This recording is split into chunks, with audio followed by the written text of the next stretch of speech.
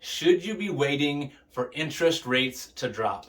Hey, this is Jim Hare from Hare Homes Realty Group, Keller Williams, Greater Omaha. Lots of buyers and sellers right now are watching the market and they're seeing the rate continue to go up and they're wondering, gosh, should I just be waiting for interest rates to go lower? If you've been watching the market or know anything about it, just in the last week there was another rate increase of a half point.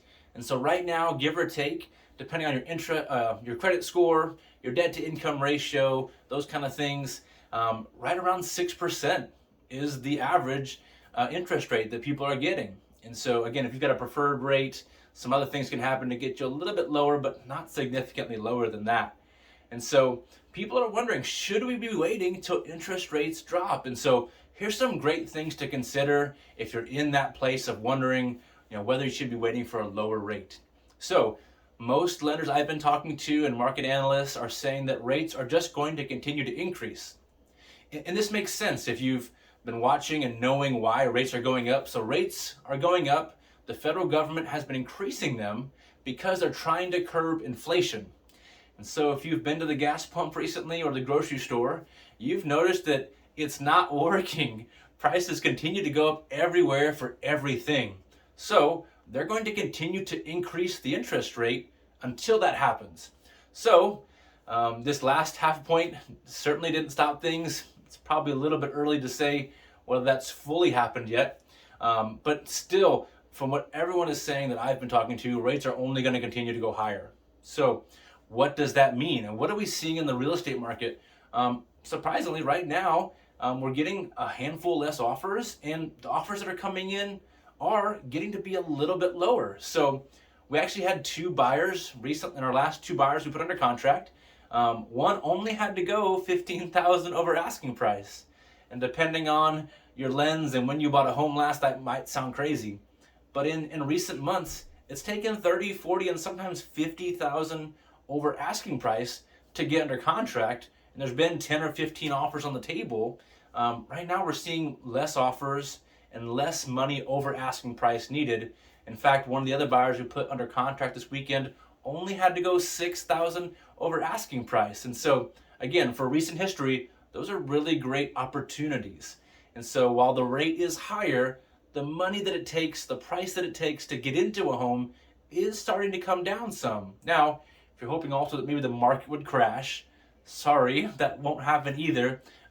Inventory is still so low that that's just not going to happen. There's no influx of inventory on the horizon like there was in 2008 when there was bad loan practices happening that all of a sudden caused a flood of homes to hit the market and significantly increased inventory.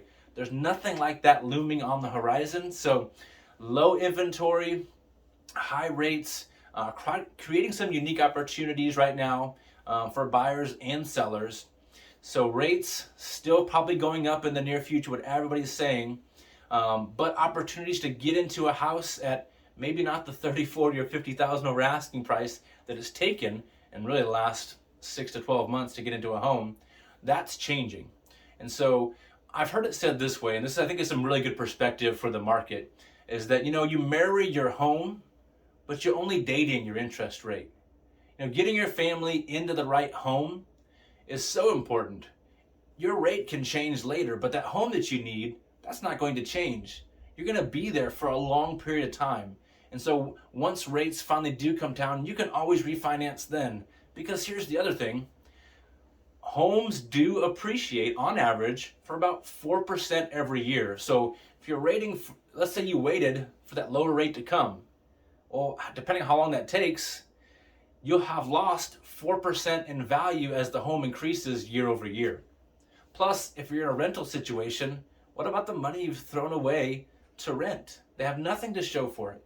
So there's tons of really good reasons right now to be considering whether or not it's the right season for you or your family to buy or sell a home. Every situation is unique, so we always love providing tailored advice to your specific situation. If you have a home to sell, what does that look like? What would you make on the sale? How would that set you up for that purchase? And how can you connect with a lender that would give you the best rate possible and some of the lowest fees? So if you're in that situation, you've been wondering, is now the right time? We'd love to sit down and give you some great information so that you can make the best decision for your family's future. So reply to this email, comment below if you're watching this on social media, text us, email us, call us. We'd love to get you some information, like I said, so that your family can make the best decision for your future. Guys, thank you so much for tuning in. God bless you and have an amazing day.